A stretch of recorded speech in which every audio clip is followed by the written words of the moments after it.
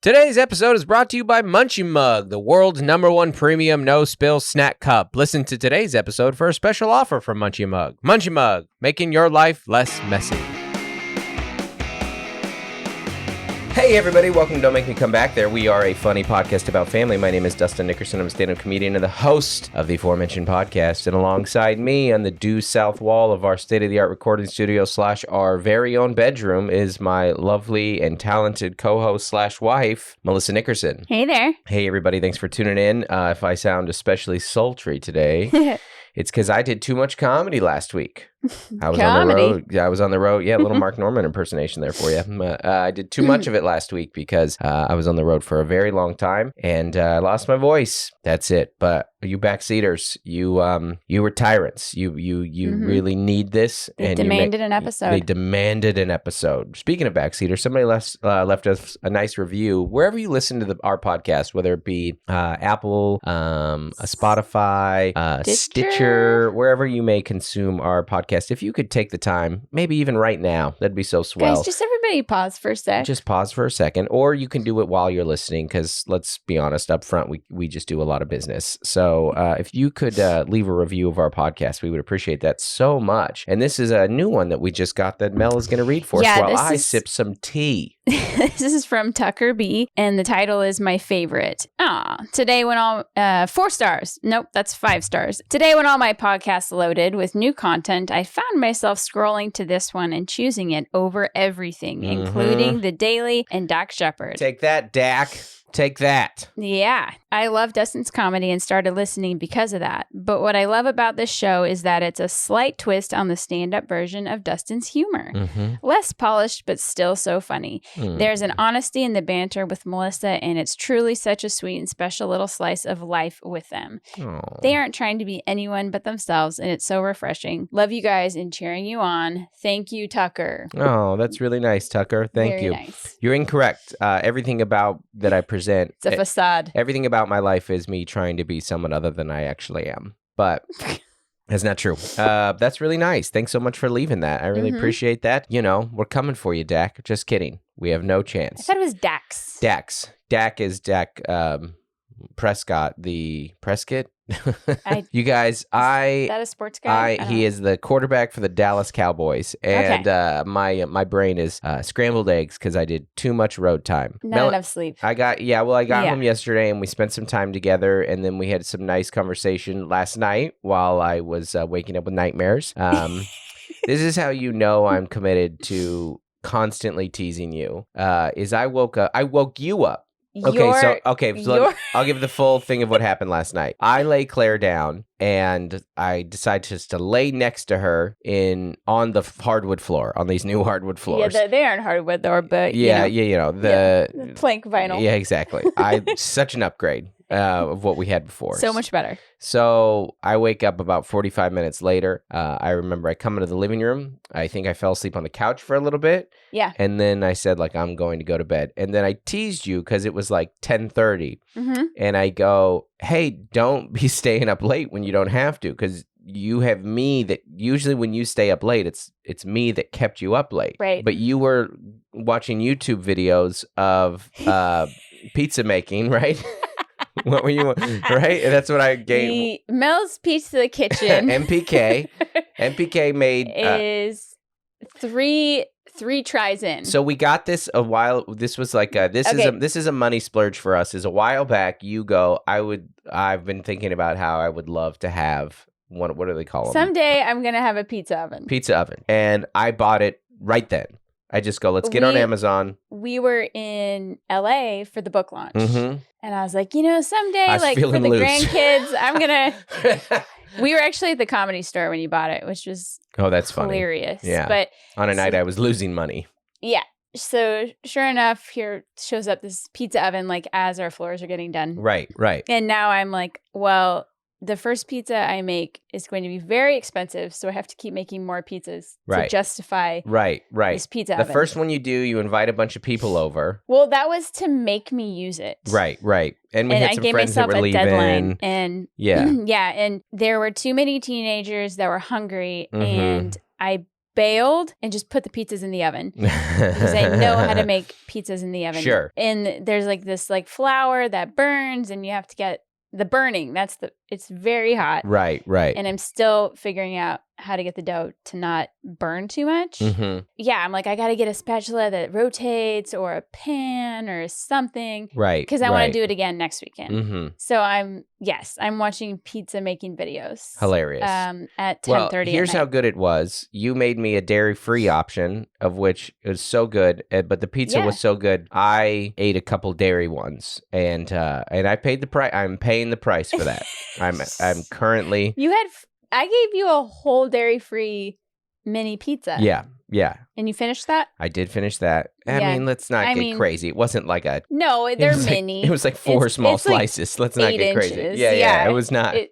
you ate a whole pizza by your fat self. I definitely had a third piece. Yeah. While we were all cleaning up. Yeah, absolutely. Just like standing. You were eating the crusties you were cleaning out of the stove. So I ate a cheese one, which was an enormous mistake. I also think that yesterday, I mean, this sounds so bougie, but I think yesterday the egg frittata that they were serving in the Delta Lounge in Salt Lake, now that I think about it, may have had some feta in it. Yeah, and you think like, oh, feta's not that bad for you, but it is. It's still dairy. If you have an intolerance to that, which I do, it's But anyways, it was very good. But that's what I teased you. That I was like, you're watching. You don't have to stay up late. You could be going to bed with me right now. I was trying to order a spatula. Yeah. So I can try and make them next weekend. Next thing I know, you kind of wake me up when you're coming into bed. It's almost midnight. And then at 12:20. And then I wake up with nightmares and kind of wake you up. You wake me up. Yes. Yeah, I wake you up and then I'm trying to, and you do what you do when you can tell that I'm in some amount of distress in the middle of the night. You put one hand on me and go, "Are you okay?" And I go, "Yeah." And then I don't hear anything else from you. What, do you need a counseling session? I touched you, actually, I think before you. No, you were like trembling. Listen, brains are great to have a good and bad friend. And then I kind of come to and I go, and then I don't remember exactly what I said, but I go, after all that, I did see you stay up late, and you're like, I'm gonna kill you. Yeah, you're like, yeah.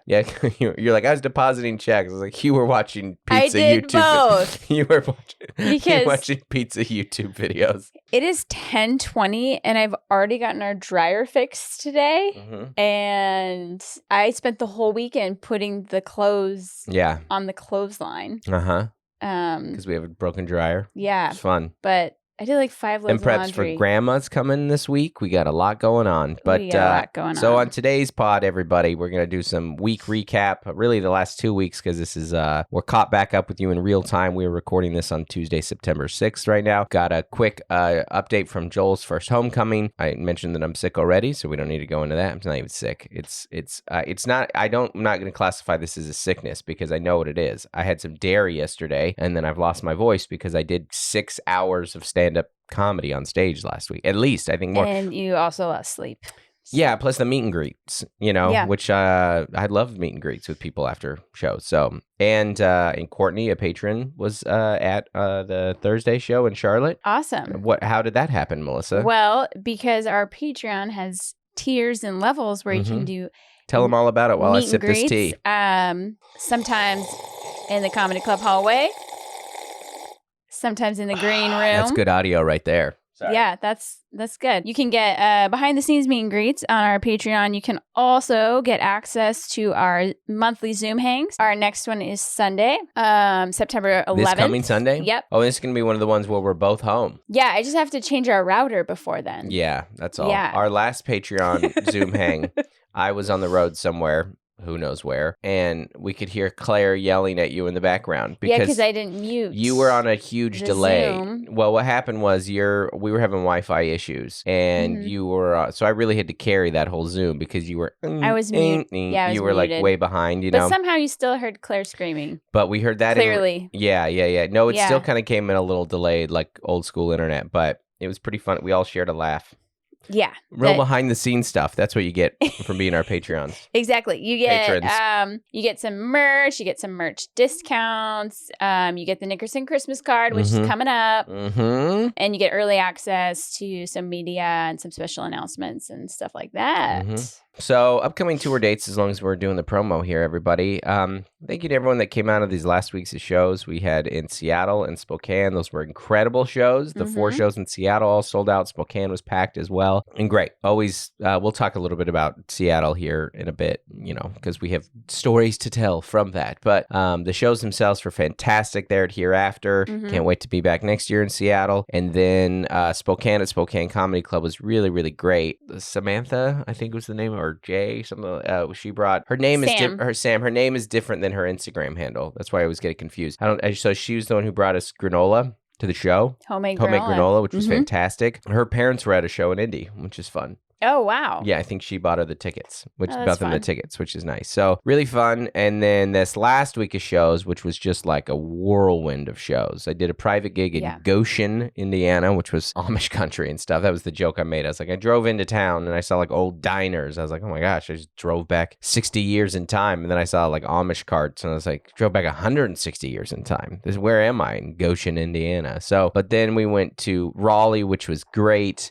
Really fun. Best turnout we've ever had in Raleigh there. Charlotte was incredible. First time there at the Comedy Zone in Charlotte. Saw the Keselowskis, which was very fun, and had dinner with them. All the shows were great. And then, when we went, it went from Goshen to Charlotte to Raleigh to Indy to Kansas City. All of them were great. Really, really fun. I loved that upper room at Helium in Indy. We joked that, I'm trying to, when I was doing the pitch for my sign up for my email list, I was like, okay, if enough of you guys sign up, then maybe we'll get promoted to downstairs next year. So, awesome. But upcoming dates that we have ready. September 16th, we're in Atlanta. September 17th, 2 shows in Minneapolis. First show sold out. Second show, tickets are moving fast, so come to that. And then the 18th in Portland. The 23rd, going back to Liberty University at Lynchburg. The 25th, Louisville, Kentucky. The 29th, Houston.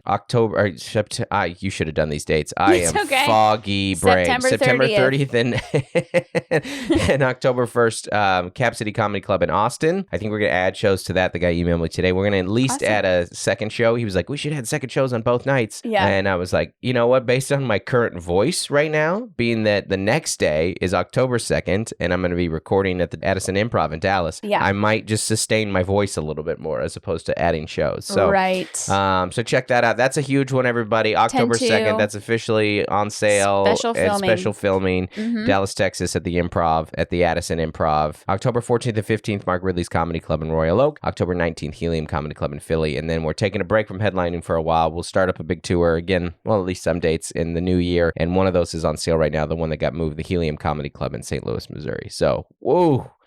Steven, if you guys probably don't know this on your end of things, but Steven just had to do a real hack job of an edit, get me sounding somewhat detail-oriented there, because while I do feel okay physically, details are a bit on the blurry side for me. I'm excited to sign some emails and contracts after I do. That's what I have to do today while you're at the whatever you are with at Gloria. Man, I feel it. Do you feel it? Do you feel me rambling? Yeah. Okay.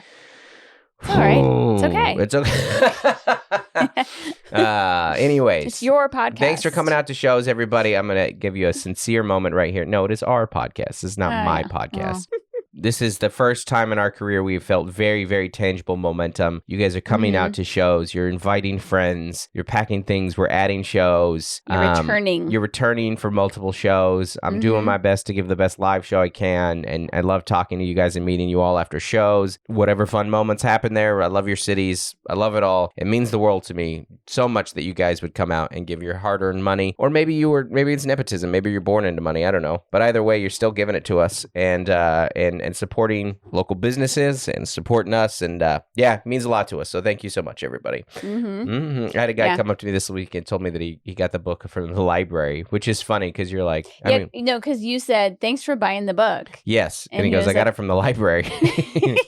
And you're like, I do respect the hustle. And you go, well, I can't give you an autograph. No, I can't your sign. library That's copy hilarious. of the book. That's very, very funny. But not everybody wants that. Hey, we sell those books at the live show. We, requirements for live shows. If you have the book, bring them. We'll sign them. Also wear flannel. It is funny when people wear flannels. I'm not big enough now. I'm getting to the point now where I'm assuming they did it on purpose. It was intentional. But I don't always know. Because there was the Saturday late show in Indy was the one that had the least amount of people that knew who I was because it's the last show added. Yeah. And so there was one girl who was like, oh, cool flannels. You wore a flannel. And she's like, thanks. I like yours too. And you're like, oh, you don't get that this is a thing. You didn't. Fantastic. Yeah, you just can't assume anything. No. You can't assume that they've ever watched your special or anybody listened to the pod or read the anybody book. who's seen me in a meet and greet, I go, hey, did you like the show? And, thanks for coming out. And I go, how'd you hear about it? A lot of you guys now, especially you backseaters, they're like, we're fans. We like you. It's like, Yeah, we follow you on all the things. Like, if not to compare myself to Head in the Heart, but this is just the last concert that we went to. Like, if I went to Head in the Heart backstage or I met them and they were like, how'd you hear about the show? They'd be like, they'd be like, I'm a fan. Like, I constantly stream your album. Yeah. Yeah. Melissa, what was Seattle like for you? Yeah, it was a lot. Virginia don't sing like it used to. Nope. Speaking of Head in the Heart, this is a road song that I've been relating to a lot. They're from Virginia, at least the lyricist is, and he's saying that's where he's from, and he talks about, this used to be a place I love, and now I come here and it's just another town. That is a little bit, even though I am like, it's different when there are things you really latch on to, obviously family and relationships and sports, places and stuff like that, and memories. But there is a sense of it where I'm just like, this is just another road town. Where's the airport? Where's my hotel? Well, and like the businesses, like the restaurants and stuff, like they turn over. We've been out of Seattle for 11 years now. So you're like, oh, is that place still here? Like you do a lot of that. Yeah. Well, our best story on that is, our wedding night. This is not going where you think it's going. Not you. I'm talking to the general listeners. I'm not here to talk about the details of our wedding night. We stayed at a hotel downtown. I don't even remember what hotel it was. A Renaissance, maybe? A Renaissance, yeah. Mm-hmm. And, we were babies, 19 and 20. Yes. Oh, we thought of this while we were driving around. And we had totally forgotten about this, that we stayed there. And then 7 years later, we stayed there. Yeah. So when we stayed there, the year would have been 2004. Yes. 2004. Mm-hmm. We were checking in at the desk. Yeah. And they go or no, it would have been the next day I remember this. We were sober. Well, legally, we had to be. I know. Yeah. They were like, "Would you like a wake up call?" Well, first, with a tray. We weren't leaving the next day. We had after the wedding night, we had a day off in Seattle, but then we were leaving super early the next day, and they asked do you want a wake up call? Yeah. And they had a service where you could get coffee and stuff on a tray with a newspaper because this was the early 2000s. Yes. And the height of luxury. And we were babies. We weren't drinking black coffee at the time. No. Mm-mm. So we got hot chocolate. We woke up at 3 a.m. to a tray of hot chocolate. It's a flight to Cancun. Just the littlest babies in the world. You can't be getting married and flying internationally if you wake up to a tray of hot chocolate. I'll tell you what we didn't do. Read that paper. Do you remember too? You were super anxious because we had to print our boarding passes, our standby tickets. Yes, right. And so my business center printer was down. Right. And this is pre-digital stuff. Right, so we went to our friend's house. What? We went to Kara's house to print our standby passes. Oh my gosh. To get on that flight. I forgot about that. I know. That's hilarious. I know. We were babies but my dad worked for Alaska Airlines for 35 years, and so has always had these incredible deals. Yeah. I remember our companion passes. Our 5 days in Cancun or whatever, was $1,500. It was crazy cheap. It was that's how he would always go. Yeah, and that's how we tropical vacations. Right. Yeah. And that's how we did. So we're flying standby, and it was great. My dad paid for it. It was very generous. And but I was very, very anxious. Now we went back to that hotel 7 years later. Yeah. And we're like, can we get the service with a chocolate? Coffee. We're gonna get the coffee, and they just looked Wake at us up call. What?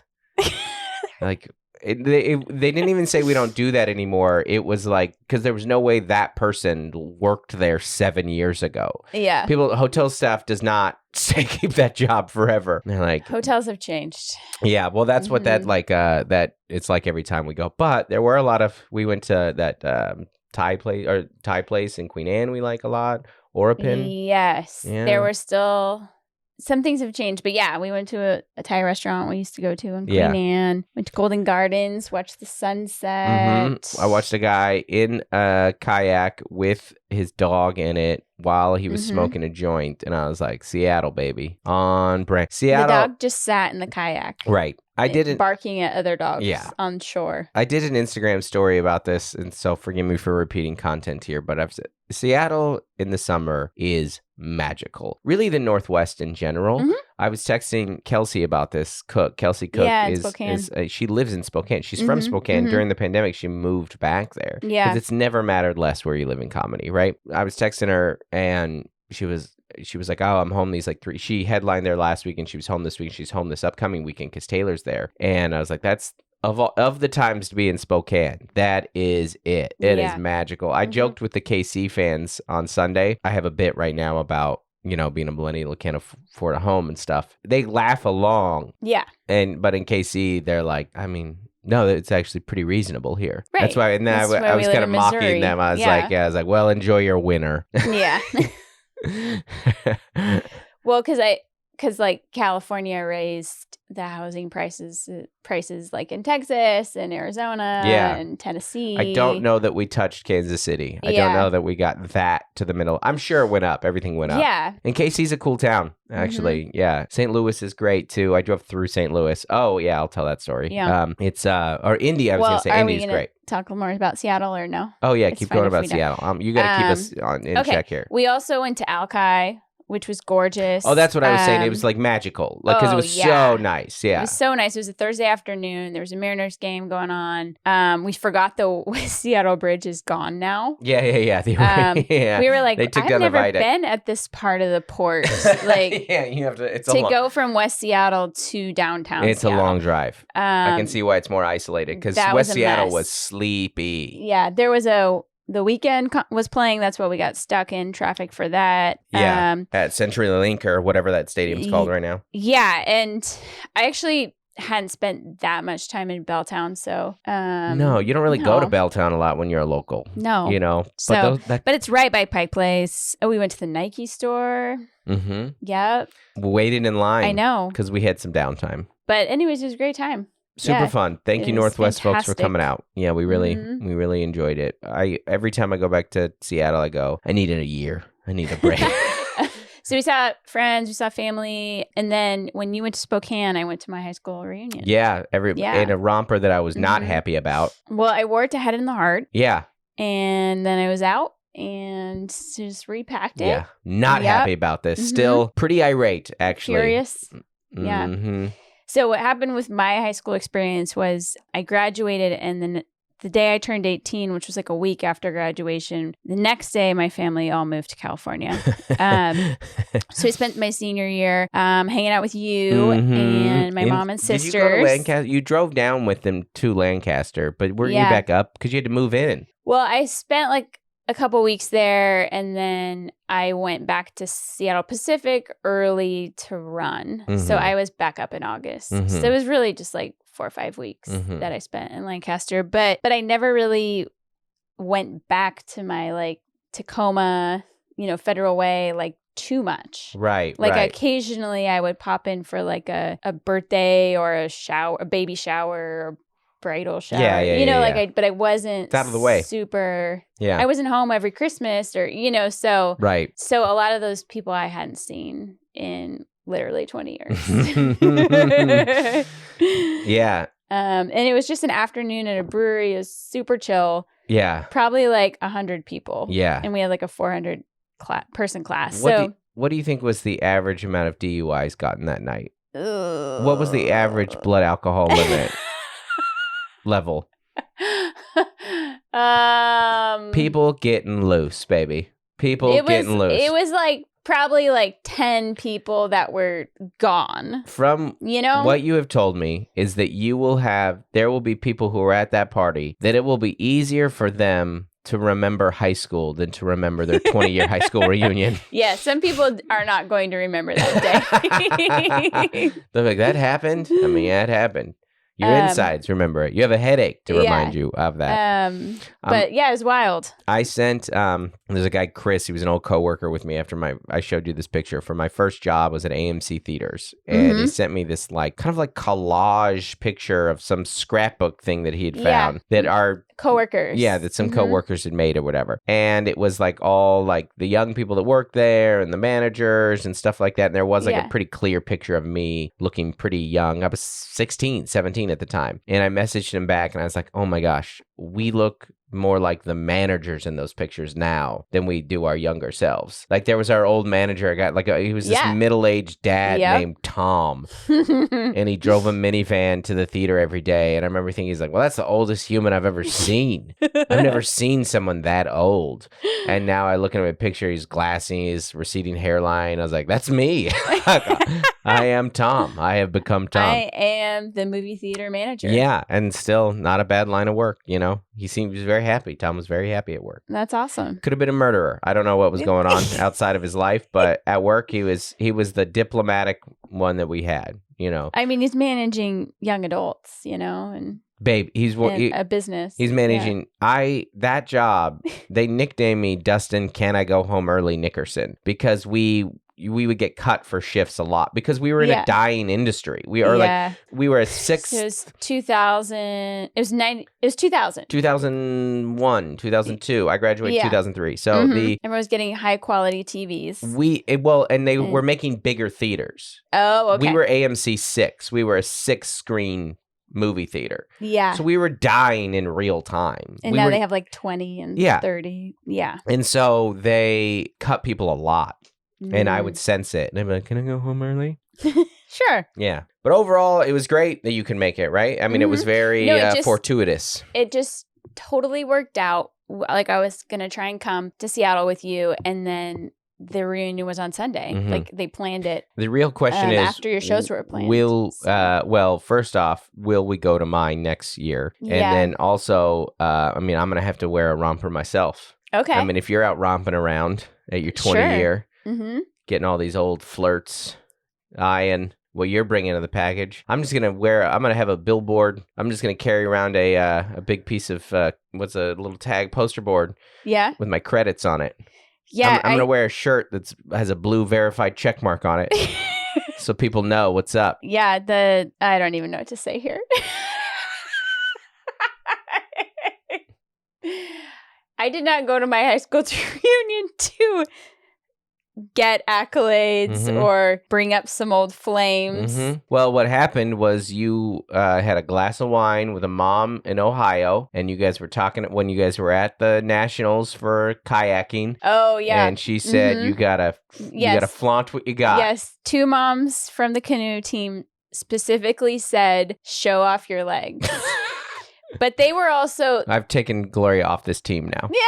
There is an angle where you show up like with a Coach purse and heels. It's all something. Listen, makeup, hair. You married a stand-up comedian. There's, you had no money to flaunt. They also, they all were concerned when you told them you were going back to a hotel by the airport after. I know. It is a straw Target purse. So they did want me to get a spray tan, which that made sense. But remembering Seattle, and they don't know Seattle, I was like the tannest person there. Yeah. Just by default of living in Southern California. Yeah, you forget that because we're pretty pale. But when you go in back to the Northwest, you're like, oh my gosh, I'm the tannest person you've ever seen. They don't get the sun. So anyways, it was fun. It was fun to see some old folks. Well, they all have young kids too, which is why, you gave them all munchy mugs. Absolutely. A lot of our friends have younger kids because we were our first ones to have them. Kids. And when I do see them, like we had lunch with your sister and her brother-in-law and their young kids. And I was like, these are messy. I forget how messy Oh, toddlers yeah, they are. had these like silicone placemats. Yeah. The sippy cup just went from the table to floor, table to floor, and table to floor. And this is why Munchie Mug exists. If you guys aren't familiar with Munchie Mug, it's the best spill-proof cup on the market. That's right. Whatever you got in your life that you're giving young kids that you don't want spilled, Cheerios, Honey Nut Cheerios, grapes. Oops, all Cheerios. Frosted Cheerios. Frosted Cheerios. The multigrain. Ooh, the multigrain. It's the best. You got to put those in there because you can't let those spill. You can't waste this. And if you do, you're eating it. It's got that soft fabric lid. Oh, it comes in a variety of colors. It's made right here in the United States of America in California. It's dishwasher safe. It's fantastic. And if you go to munchiemug.com and use promo code Don't Make Me, that's all one word, no apostrophe, Don't Make Me, promo code, you're going to get 25% off your entire order. Munchie Mug. Making your life less messy. That's pretty good, especially under I'm in clouds, right? I'm in a Okay, the funniest thing about that meal was that my sister was feeding her 1-year-old these like itty bitty slices of strawberry. Like a strawberry cut into like 16. Well, she brought them, yeah. Yeah. And before the pizza came, and it's all chaos, and you say, "Can I get some of those strawberries?" There's like 3 strawberries sliced into. Can I get some of those strawberries? Those look good. Those look fresh. Who was I saying this to recently about how, every once in a while as a comics do lean pretty introverted. Because you're writers. Right, but we do know how to be funny. And so every once in a while, we just turn it on in a group setting. You'll do it occasionally, like in an elevator. Yeah. I like the elevator challenge. I like to see, all right, you got 4 floors. How many laughs can I get? How many punchlines can I get in 4 floors? And it's, that's fun. That is a fun challenge. But really, a lot of time when I do it is at a table. Because sometimes I feel obligated to do it. But also I know you like it. Yeah, I like it when you're engaged. No, but more than engaged, you turn it on. You're lightening. Yeah, you dance a little bit. Well, I don't. I think you can find one friend and just that's what I want to yuck it do. up with them. That's what I want to do. Usually you. Or with me. Yeah. But I'm like, come on, do a little. Yeah. Give the group a little bit. Give them a little something. Yeah, it's listen, it's what it is it's like crowd work where you go like, I can't sustain this though. I can't be funny an entire meal. No. Nor do I want tricks. to. You have tricks. You just find out who in the group to make fun of. You make fun of your career level. You just, you make fun of what you order because you always panic. And you're like, yeah, I'll take the goulash. And you're like, what? I had the 2 worst tacos in Tacoma, and everyone was like, "How are your tacos?" And I was like, "Terrible! I live in San Diego." Yeah, quit selling me. That's what Paige and Brad, when we were in Charlotte, they're like, "Okay, so we got this like cool like brewery pub type situation with like what do they call? I can't remember. Gastro pub type thing, and then we got tacos." I was like, "Yeah, gastro guys, you don't come to Charlotte we're 15 minutes from the border." The answer is no. It's the best here. Yeah. Yeah. Texas does its own good version of it, though, because it's different with Tex-Mex and stuff. So,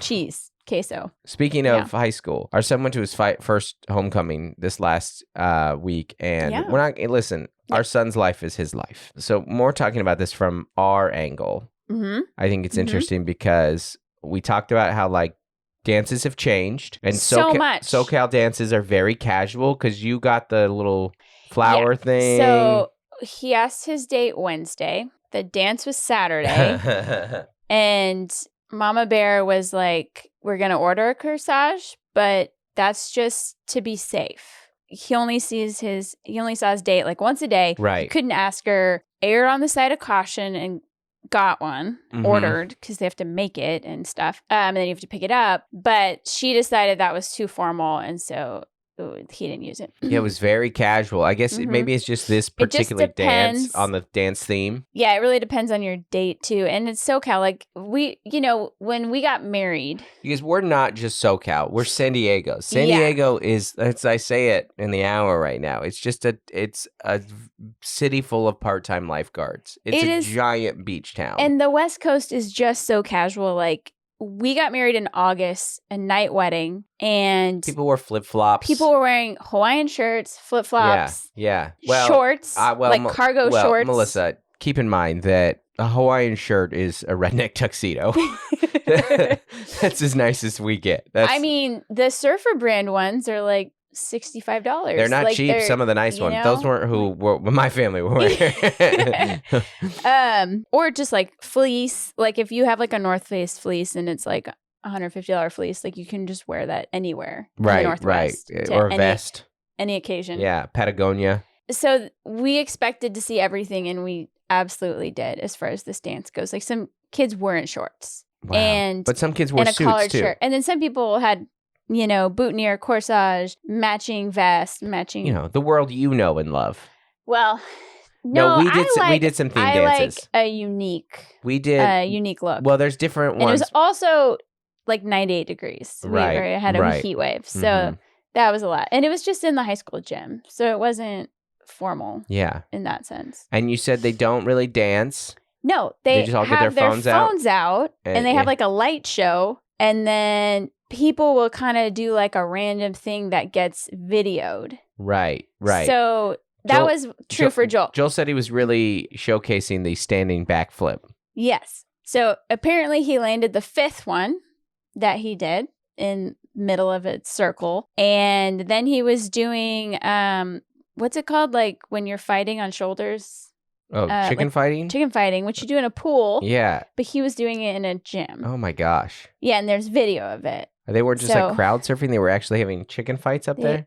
Yeah. Oh. Some of the guys. And then he and his date both wore cowboy hats. This sounds really special for his date. Well, I don't think she was really into dancing. Yeah. But neither is Joel. No. He really had no interest in going. Mm-hmm. But at the end of the day, he did. So, yeah, it was... and then they went to Denny's, which was great.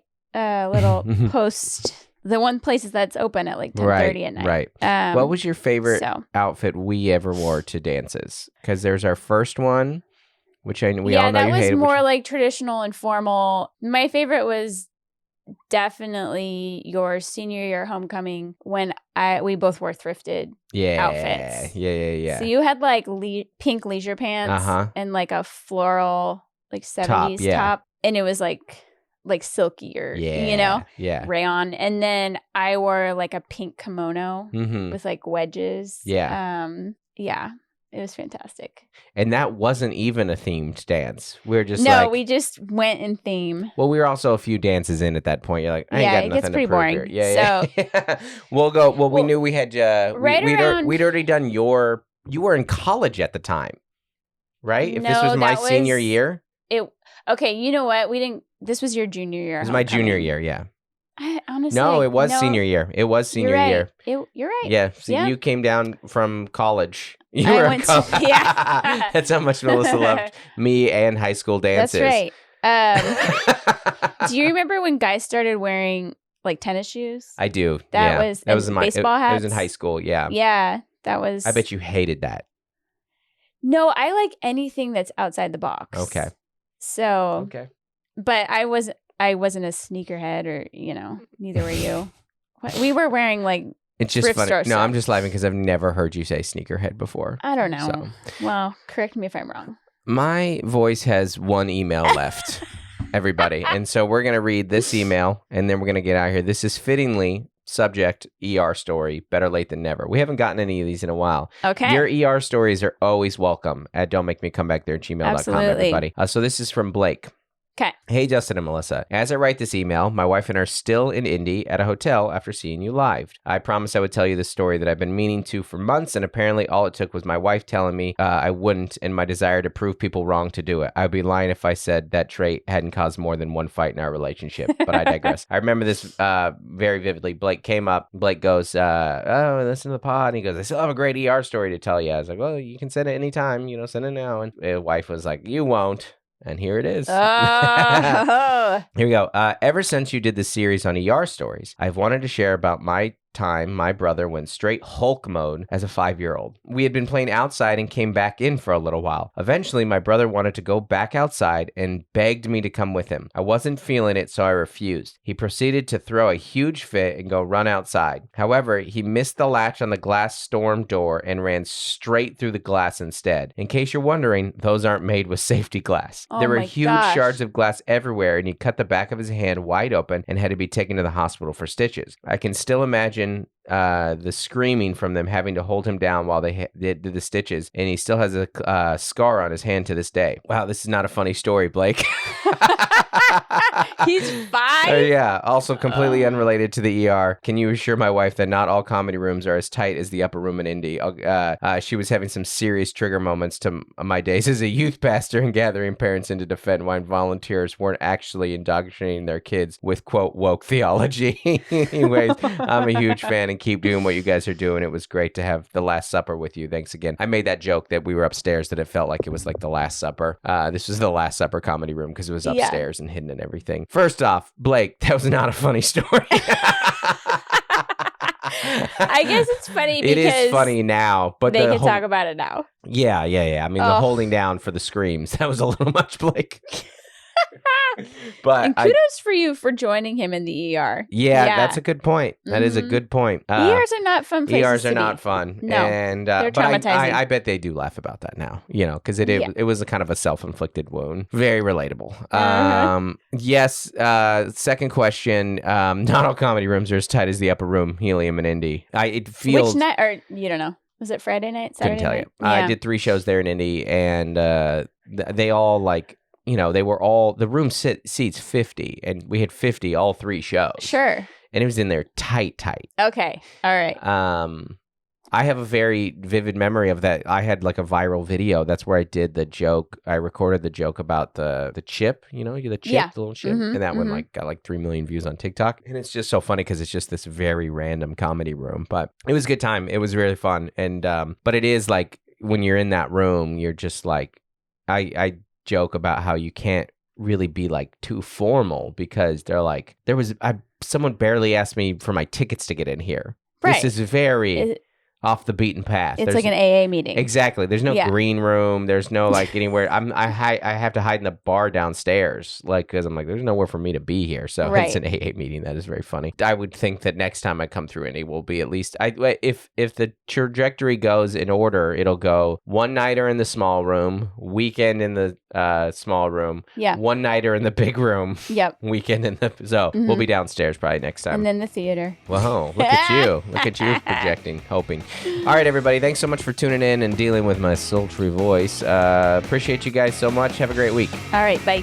Hey, thanks for listening, everybody. Wanted to give a special shout out to our As Essential as Oils patrons. That's our $25 a month and up level patrons. Thank you so much for your support of the podcast and Dustin Nickerson comedy. That is Trey Turner, Nathan and Jennifer Merritt, Adam Bush, Jennifer Ashley Downs, Juliana Smith, Jordan Cowan, Code to Grow, Courtney Eibling, Lori Amos, Dave and Melissa Cox, Isaac Terron, Farrah Journey, Bonnie Galindo, Carrie Teague, Averill Griffiths, Jessica Sewell, Rachel Kennedy, Dave Hoagland, Demarius Diaz-Stevens, Nicole Carraz, and Tiffany Payne. Thank you so much, everybody.